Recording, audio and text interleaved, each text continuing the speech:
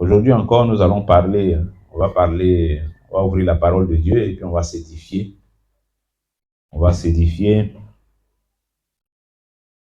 Vous savez, la parole de Dieu, c'est important qu'on puisse avoir toujours conscience du rôle qu'elle joue. Pourquoi Dieu nous a envoyé sa parole, pourquoi Dieu a permis qu'on ait sa parole par écrit, pourquoi il a permis que ça soit comme ça, pourquoi Dieu a permis que le témoignage des anciens, des gens qui ont vécu la foi en Christ avant nous, des gens qui ont vécu même avant que Christ ne marche sur terre ici au milieu de nous, pourquoi Dieu a permis qu'on ait le témoignage de tout cela, de tous ces anciens.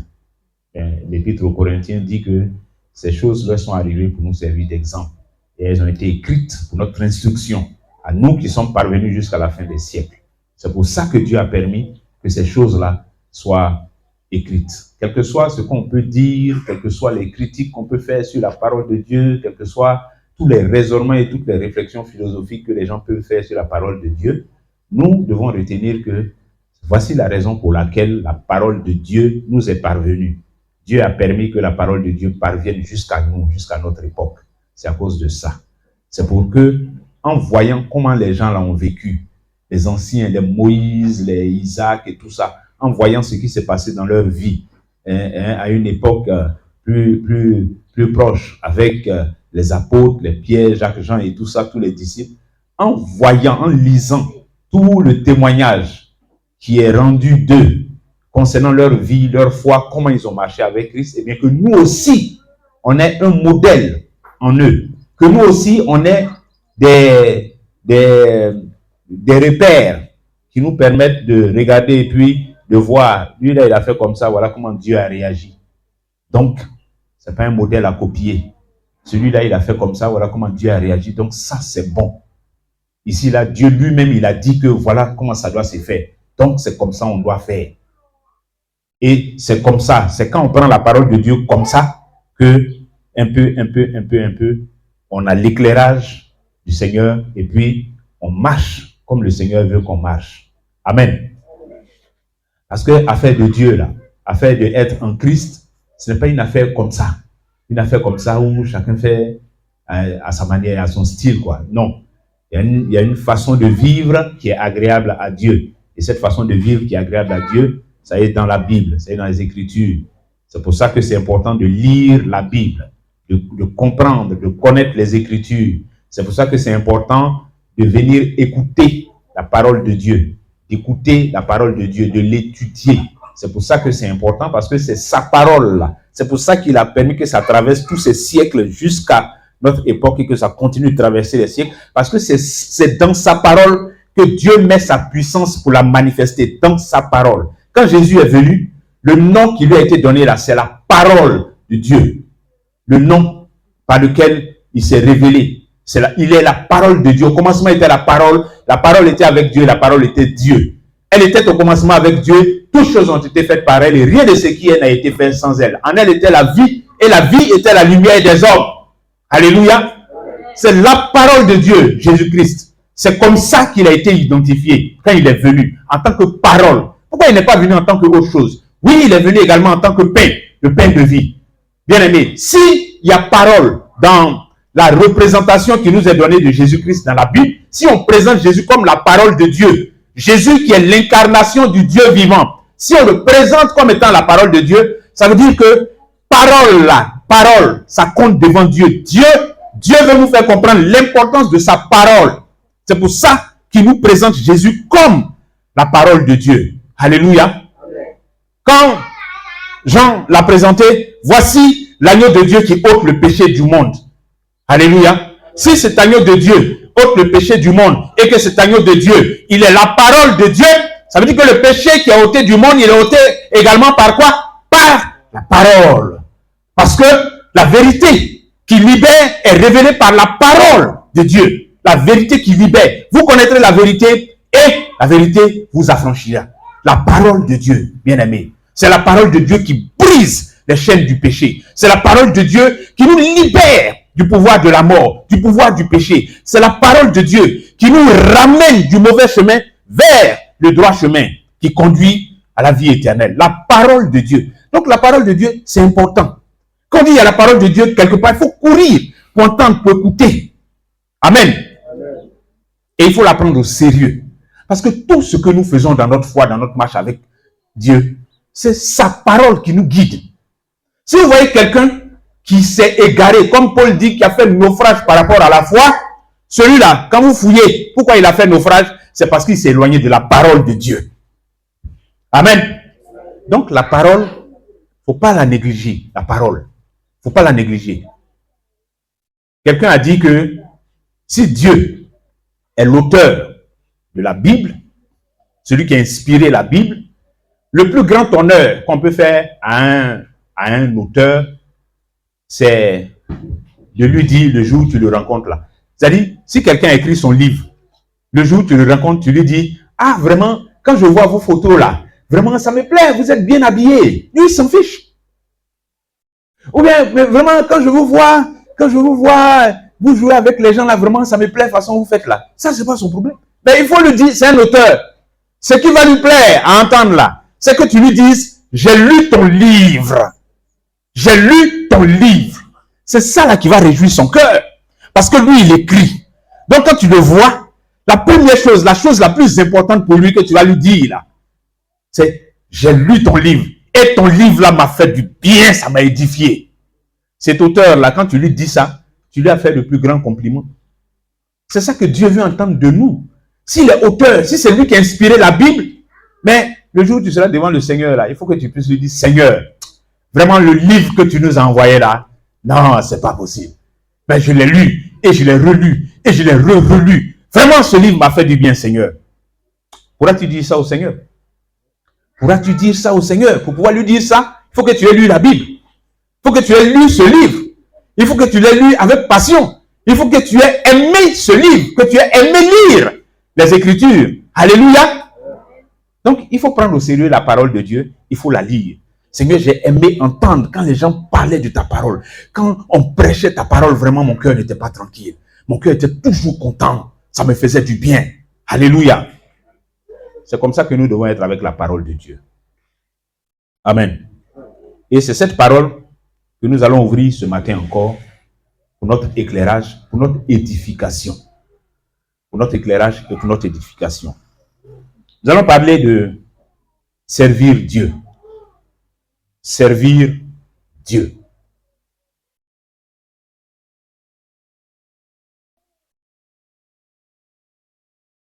Alors, ce matin, l'une des choses dont nous parlons aussi, c'est essayer par la parole de Dieu de rectifier peut-être certaines compréhensions qui ne sont pas tout à fait exactes de ce que c'est que servir Dieu. Parce que, malheureusement, plusieurs ont développé cette fausse croyance-là que il y a des gens qui servent Dieu. C'est-à-dire, dans l'église, il y a des gens qui servent Dieu. Et puis, il y a d'autres, bon, vraiment, eux, ils ne servent pas Dieu. Il y a des gens qu'on appelle serviteurs de Dieu, ou bien servants de Dieu, et puis d'autres qu'on appelle autrement. Eux, ils ne sont pas serviteurs, ou bien ils ne sont pas servantes. Bon, je ne sais pas trop. Mais c'est un langage que nous avons, C'est un langage que nous avons dans nos milieux évangéliques et tout ça. Les serviteurs de Dieu, les servants de Dieu, et puis bon, le peuple, l'assemblée, l'église. Mais cette façon de dire là, ça pose problème, je pense, ça pose problème parce que si moi, je suis serviteur de Dieu, et que vous n'êtes pas serviteur, servante de Dieu, vous êtes serviteur, servante de qui? Vous servez qui? Si vous n'êtes pas serviteur ou bien servante de Dieu.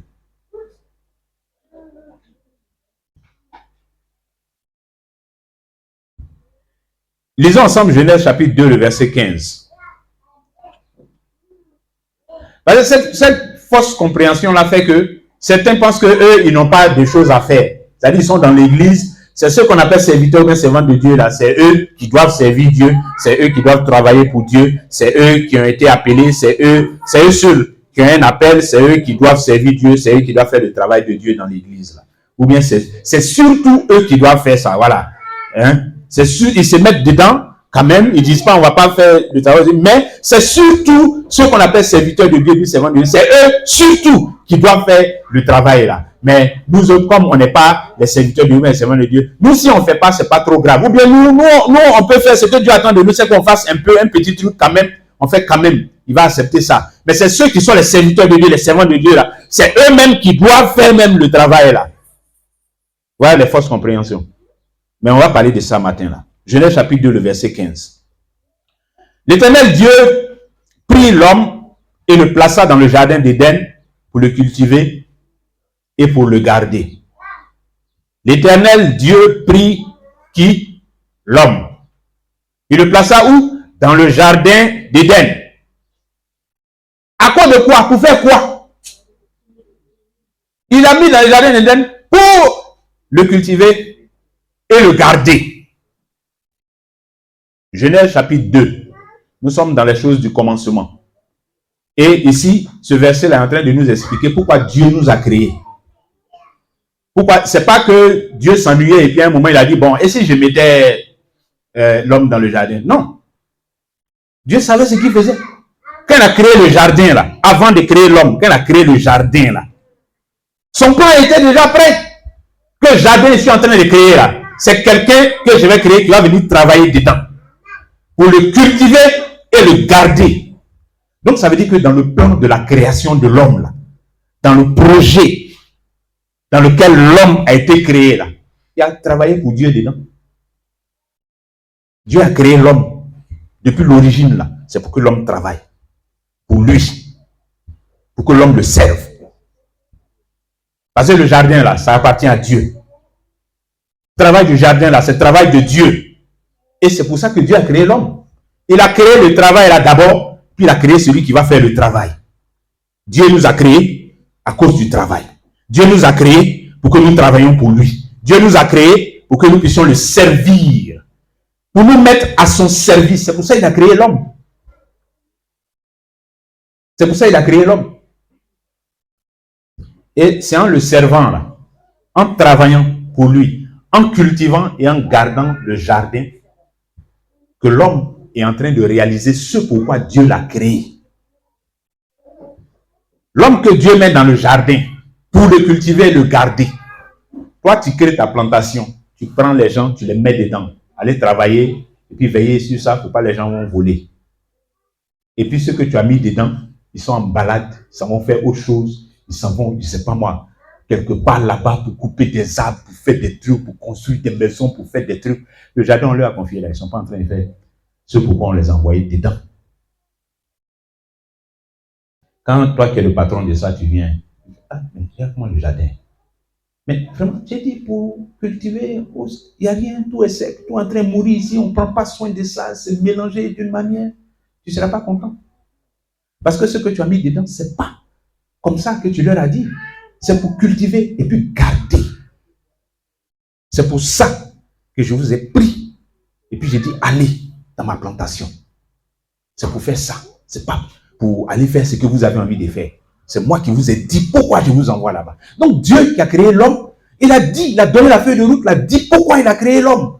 Pour le cultiver, pour cultiver le jardin d'Éden et pour le garder. Alors notez bien qu'il y a deux choses. Le cultiver et le garder. Cultiver et puis garder. Ce n'est pas pour cultiver seulement. C'est pour cultiver et puis garder. Cultiver, ça veut dire que c'est un hectare. Il a préparé. Il faut cultiver ce jardin-là. Quand tu cultives, quand tu travailles dedans, 1 hectare là, ça va devenir 2 hectares. Ça va devenir 3 hectares. Ça va devenir 4 hectares. Cultiver et puis garder. Et il faut faire en sorte que les oiseaux ne viennent pas manger dedans. Il faut faire en sorte que les voleurs ne viennent pas, que les rongeurs ne viennent pas. Garder. Sinon, ton travail se gâte. Tu cultives, tu ne gardes pas, ça se gâte. Et tu te fatigues pour rien. Donc, cultiver et puis garder. Vous vous souvenez, dans la parabole des talents, que il y en a un qui a reçu un talent. Lui, il a fait quoi? Lui, il a gardé un talent, il l'a enterré, il a gardé ça. Il n'a pas cultivé. Les autres ont cultivé. Ils ont gardé. Quand le maître est venu, il leur a montré. Celui qui a gardé, qui n'a pas cultivé, il a eu problème avec le maître. Ce que Dieu veut, c'est qu'on cultive et qu'on garde. Cultiver et garder. Donc Dieu nous a créés pour travailler. Maintenant, quand on a compris ça, ce qu'il faut comprendre également, justement avec la parabole que je viens d'évoquer, la parabole des 10 talents, celui qui a gardé seulement là, qui a choisi ce qui est plus simple, ce qui est plus facile, où on passe se fatiguer là. Le maître dans la parabole l'appelle serviteur inutile. Serviteur inutile. Dieu n'a pas besoin des gens inutiles dans l'église. Il n'a pas besoin de gens inutiles dans sa maison. Il n'a pas besoin de gens inutiles dans sa vigne. Dieu ne veut pas que quelqu'un soit inutile. C'est-à-dire qu'on ne peut pas être dans l'église et puis on est inutile. C'est que tu n'es pas dans l'église de Jésus. Dans l'église de Jésus, là, tout le monde est utile. Et tout le monde doit se rendre utile.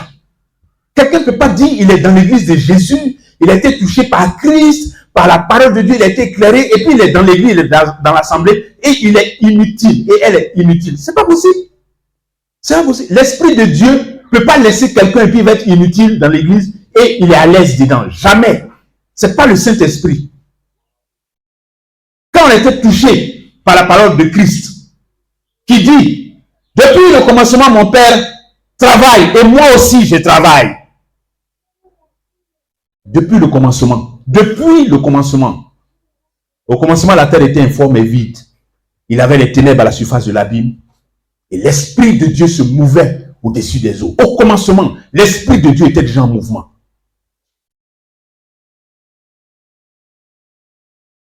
Pour servir Dieu, il faut se rendre utile. Quand tu as compris que Dieu t'a créé pour travailler pour lui, c'est pour travailler pour lui que Dieu t'a créé. Si tu n'es pas en train de travailler pour Dieu, là, tu es inutile. Dieu a créé chacun de nous pour qu'on travaille pour lui. C'est le travail qu'on va faire sur la terre pour Dieu, là. Ça est là, ça existe. Quelqu'un ne peut pas dire, moi je ne sais pas ce que je vais faire. Vraiment, moi dans l'œuvre de Dieu, là, vraiment, je ne sais pas. Non!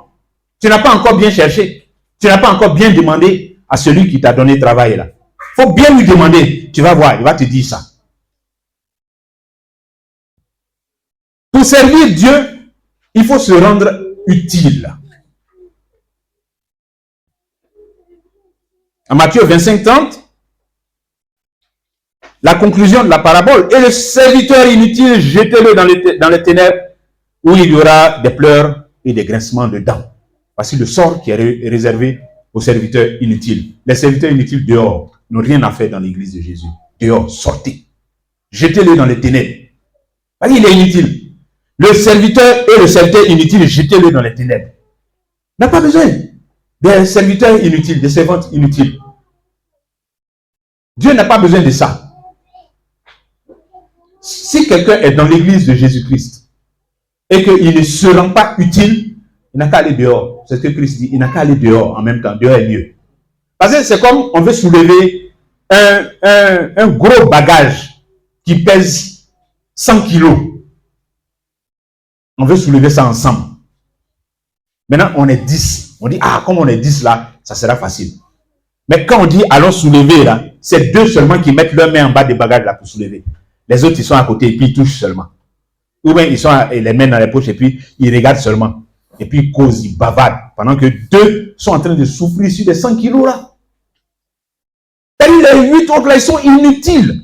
Jetez-les dehors. Ils n'ont qu'à aller dehors. Parce qu'ils occupent inutilement la place autour du bagage là. Donc, d'autres, tu as envie de venir soulever le bagage là. Ils ne viennent pas parce que quand ils regardent, ils disent, ils sont déjà 10. Ils sont déjà 10. Et puis, il n'y a même pas de place autour même si je veux venir mettre ma main dedans. Alors qu'il y a 8 qui sont inutiles et qui empêchent que le travail soit fait, qui empêchent que le bagage soit soulevé.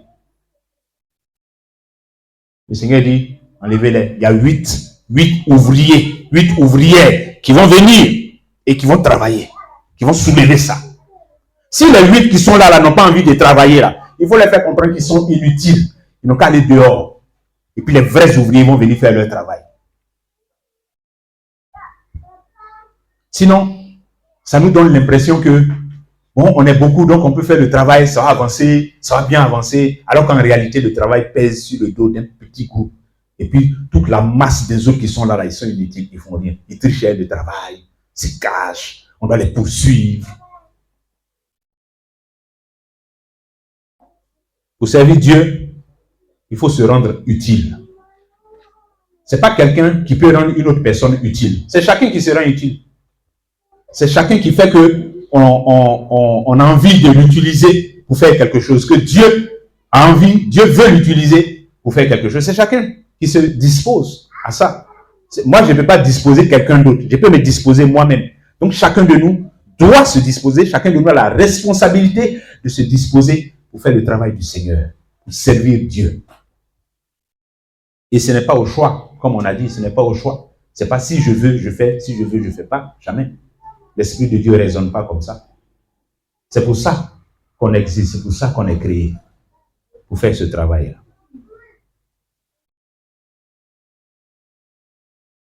Pour servir Dieu, il faut obéir à sa parole. Pour servir Dieu, il faut obéir à sa parole. Prenons Jean chapitre 12, le verset 26, qui dit, « Si quelqu'un me sert, qu'il me suive. Si quelqu'un me sert, qu'il me suive. Et là où je suis, là aussi sera mon serviteur. » On ne peut pas servir Jésus-Christ et puis ne pas le suivre. On ne peut pas servir Jésus-Christ et puis on ne va pas le suivre. Tout comme on ne peut pas suivre Jésus aussi et puis on ne va pas le servir. Ce n'est pas possible de faire un et puis tu vas laisser l'autre. Tu ne peux pas dire, moi je suis Jésus, hein, je marche avec Jésus, mais tu ne le sers pas. Ce n'est pas possible. Tu ne peux pas dire aussi que moi c'est Jésus, je sers, mais tu ne le suis pas. Tu ne marches pas selon sa parole. Tu ne suis pas son chemin. Non. Tu as ton chemin à part, le chemin de Jésus est ici, et toi tu dis que tu es en train de servir Jésus, alors que tu marches dans autre chose, qui n'a rien à voir avec sa parole. Tu n'obéis pas à sa parole, et tu dis c'est lui tu sers. Ce n'est pas possible. Ce n'est pas possible. Ce qui fait la qualité du service de l'ouvrier, de l'ouvrière, c'est la qualité de sa marche derrière Jésus. De toute façon, tu marches derrière Jésus là. C'est ça qui fait que ton service pour Jésus est bon. De toute façon, tu marches derrière Jésus. De toute façon, tu obéis à la parole de Christ. De toute façon, tu veilles sur ta vie. De toute façon, tu marches pas dans le désordre, mais dans la discipline, dans l'ordre, selon les Écritures. C'est ça qui fait que tout travail que tu fais pour le Seigneur Jésus est bon. Parce que toi-même, tu marches bien avec lui. Maintenant, si quelqu'un marche dans le désordre, dans les voies tortueuses, c'est ça qui fait que le travail qu'il dit il fait pour Jésus là, c'est zéro. C'est ce que Jésus disait. Plusieurs me diront, n'avons-nous pas fait ci, n'avons-nous pas... Je ne vous ai jamais connu. Arrière de moi, ouvrier d'iniquité. Ça veut dire que vous ne me suiviez pas. Vous dites que vous étiez en train de me servir, mais vous ne me suiviez pas. Vous ne marchez pas dans mes voies. Comment vous pouvez dire maintenant que c'est moi que vous serviez? Non. C'est vrai, vous avez fait beaucoup de choses. Hein? Vous avez fait beaucoup d'acrobaties, beaucoup de choses. Ok. Mais ce n'est pas moi que vous serviez. Parce que vous étiez des ouvriers d'iniquité. Vos œuvres là. Votre façon de vivre, de marcher là, ça n'a rien à voir avec ma parole. Donc à partir de cet instant, toutes les œuvres que vous avez faites, ce n'est pas pour moi. Amen. Donc pour servir Dieu, il faut obéir à sa parole. Et comme il le dit, si quelqu'un me sert, il n'a qu'à me suivre. Si quelqu'un dit, elle est ma servante là, elle n'a qu'à me suivre. Il est mon serviteur, il n'a qu'à me suivre. Si quelqu'un dit qu'il a compris que je l'ai créé pour me servir, pour travailler pour moi, et que c'est dans ça qu'il s'est engagé, alors il n'a qu'à me suivre. Ma parole est là, il n'a qu'à marcher selon ma parole. Il ne faut pas que, quand il s'agit d'obéir à ma parole, il soit dans les raisonnements, les philosophies et tout ça, machin et tout, et puis, il dit que c'est moi il est en train de servir. Non. Il dit, il y a une conclusion à la fin. Hein. Retirez-vous de moi, ouvrier d'iniquité. Est-ce qu'il va t'empêcher de faire? Il ne va pas t'empêcher de faire, c'est ce qu'il dit. Je ne vais pas t'empêcher de faire. Tu dis, tu sens faire des trucs ou tout ça. Je ne vais même pas t'empêcher. Va, fais. Fais. Mais, à la fin, là, je vais te dire, si tu étais un ouvrier d'iniquité, quelles que soient les œuvres que tu auras fait, je te dirai que tu as été ouvrier d'iniquité. Ce n'est pas pour moi que tu as fait. Arrière de moi.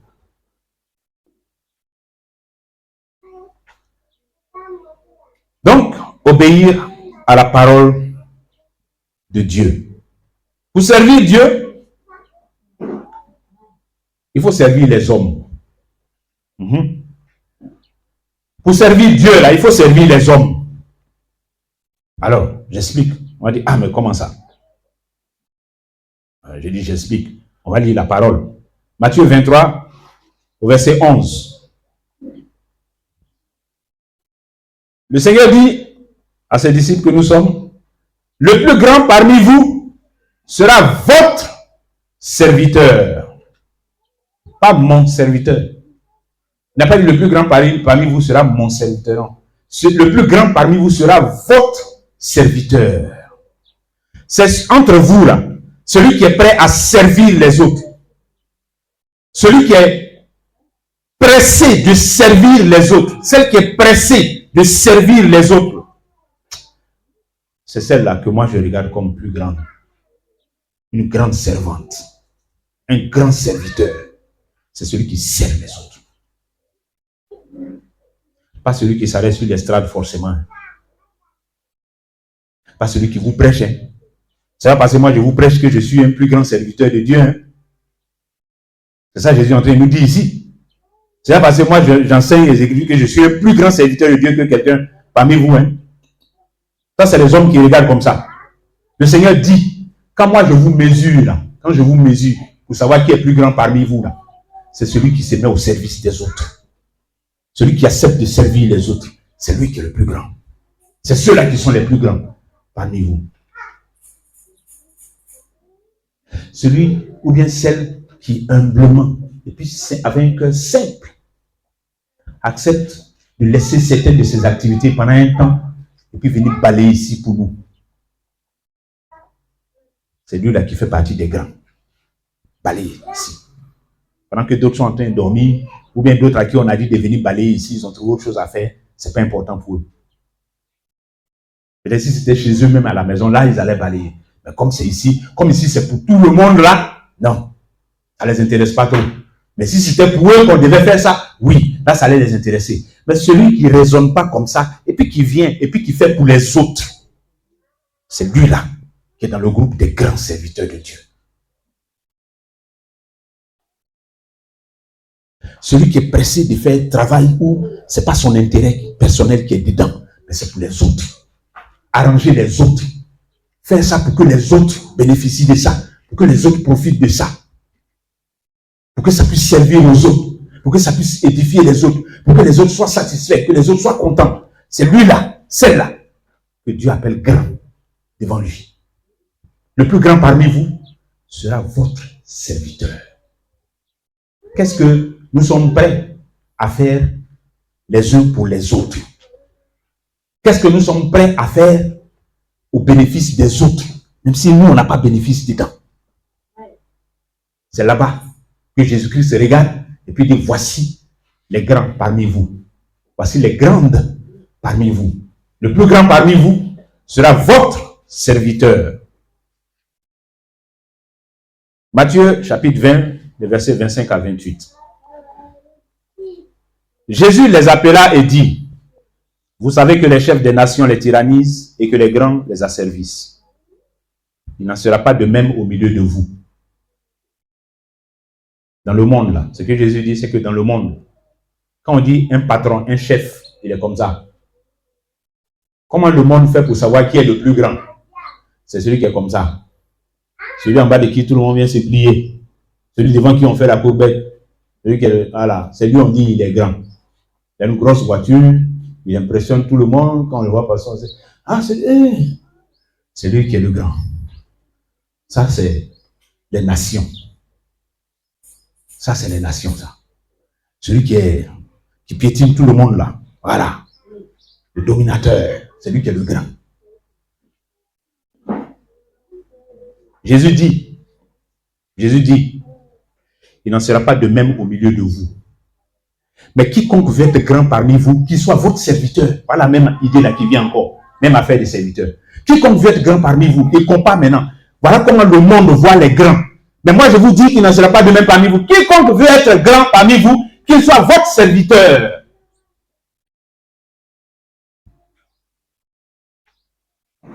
Et quiconque veut être le premier parmi vous, qu'il soit votre esclave. Il va plus loin encore, pour gâter même. Qu'il soit votre esclave. Est-ce que tu m'as bien regardé? On dit d'être l'esclave de ton frère. D'être serviteur de ta soeur. Est-ce que tu m'as bien regardé? Ah, moi je suis fatigué, votre travail est là. C'est moi seul qui vais faire ça. C'est nous seulement, toujours c'est moi seulement. Qu'il soit votre serviteur.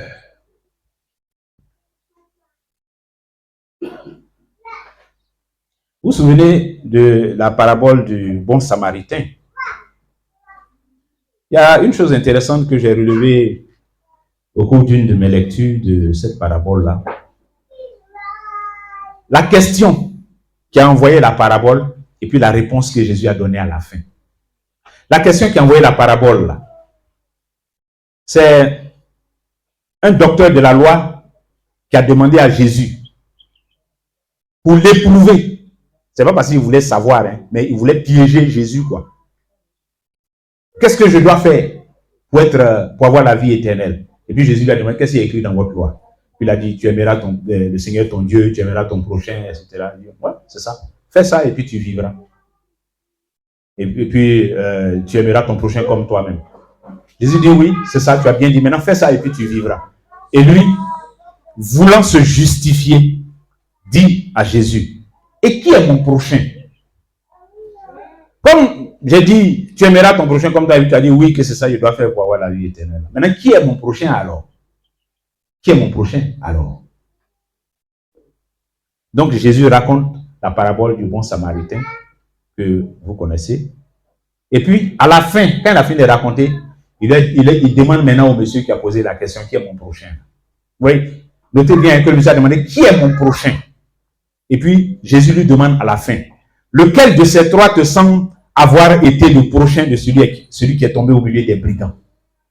Donc, le monsieur lui demande à Jésus, qui est mon prochain? Et puis, à la fin, Jésus lui demande, entre les trois, là, dans l'histoire qu'il vient de raconter, qui a été le prochain de celui qui est tombé dans les mains des brigands? Et puis, le gars répond que c'est celui qui a exercé la miséricorde envers lui. Et Jésus lui dit, va, et toi, fais de même. Au début, il lui a dit, fais cela et tu vivras.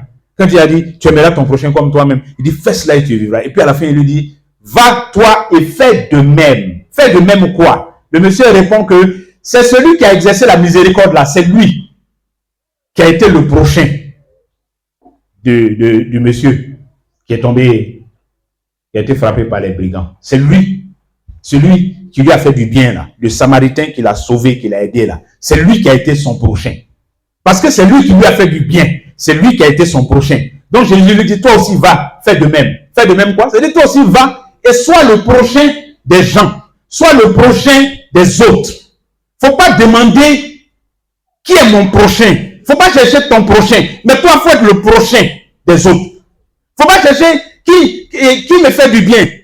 C'est qui je dois considérer comme quelqu'un qui m'a fait du bien. À quel moment est-ce que je dois dire que telle personne m'a fait du bien? C'est dans ça qu'il voulait mettre Jésus. Qu'est-ce que je dois regarder et puis considérer que c'est ça qui est... Donc, s'il a fait ça, c'est qu'il m'a fait du bien, donc il est mon prochain. Non, Jésus a renversé sa question. Il lui a dit, toi, va. Faut pas chercher que ton prochain, mais cherche à être le prochain des autres. Va et fais de même. Fais comme celui-là qui a été le prochain du blessé et sois également le prochain des autres. Sois le prochain des autres. Fais du bien aux autres. Va servir les autres. Mets-toi au service des autres. Parce que c'est ça qui est important. Faut pas chercher ce que les autres vont faire pour toi. Mais ce que toi, tu dois faire pour servir les autres. C'est ça qui est important devant Jésus. Donc, à la question du monsieur, du docteur de la loi de savoir qui est mon prochain, donc, qui je dois considérer qu'il m'a fait du bien, Jésus lui dit, Il ne faut pas chercher qui t'a fait du bien. Mais toi, il faut chercher à faire du bien aux gens. C'est ça qui est important. C'est ça qui est le chemin du ciel. Va faire du bien aux gens. Va servir. Serve les autres. Mets-toi au service des autres. Alléluia. Bien aimé, l'humilité est importante quand nous voulons servir Dieu. Servir Dieu dans l'humilité. Pour servir Dieu, il faut le faire dans l'humilité. L'humilité. Dieu n'aime pas les orgueilleux. Dieu n'aime pas ça, l'orgueil. Il résiste aux orgueilleux. Dieu résiste aux orgueilleux. Ah. Ça, c'est fort, hein, cette expression-là. Dieu résiste aux orgueilleux. Qui peut briser la résistance de Dieu? Si Dieu te résiste, mais tu es mal barré. Dieu résiste aux orgueilleux. C'est-à-dire, même avant, même s'il ne résiste pas, même tu ne peux rien. Mais il résiste aux orgueilleux. Et à ceux qui sont humbles, il fait grâce. L'humilité, c'est important pour notre service à Dieu. Dans notre façon de servir Dieu là, entre nous, là, comme Jésus a dit, soyons serviteurs les uns des autres. Dans notre façon de servir Dieu, on n'a qu'à être humble. Soyons humbles. Jean, chapitre 13, les versets 14 et 15. Si donc je vous ai lavé les pieds, moi, le Seigneur et le Maître, vous devez vous aussi vous laver les pieds les uns aux autres. Car je vous ai donné un exemple, afin que vous fassiez comme je vous ai fait. Jésus, son travail quand il est venu sur terre, c'est un modèle, il est venu donner. Exemple, exemple, exemple. Comment on doit faire, comment on doit le suivre, comment on doit le servir, comment on doit faire entre nous, comment on doit faire ci, comment on doit... C'est ça que Jésus est venu nous donner comme exemple. Pour que quelqu'un ne dise pas, ah Seigneur, comme c'était parole seulement, je n'ai pas bien compris ça. Mais il a fait même, il a démontré ça. Il a posé les actes comme il veut qu'on fasse là. Il dit, si moi, je vous ai lavé les pieds, moi le Seigneur et le Maître, je vous ai lavé les pieds. Afin de laver les pieds là, chez eux, dans leur coutume là, avant, quand ils reçoivent des visiteurs, des étrangers dans la maison, il y a un boy qui est là. Son travail, c'est de laver les pieds des visiteurs là. Ça, c'est le travail des boys, ça. Des servantes des maisons. C'est le travail ça là que Jésus a fait à ses disciples. Lui, le Seigneur et le Maître. Il s'est mis dans la position de boy dans la maison pour laver les pieds de ses disciples. Mais c'était choquant pour les disciples, surtout pour Pierre, parce qu'on a vu par la suite que Pierre même n'a pas voulu au début. Et comment ça? Tu as lavé mes pieds? Jamais de la vie. C'est impossible. Toi, tu es le Seigneur.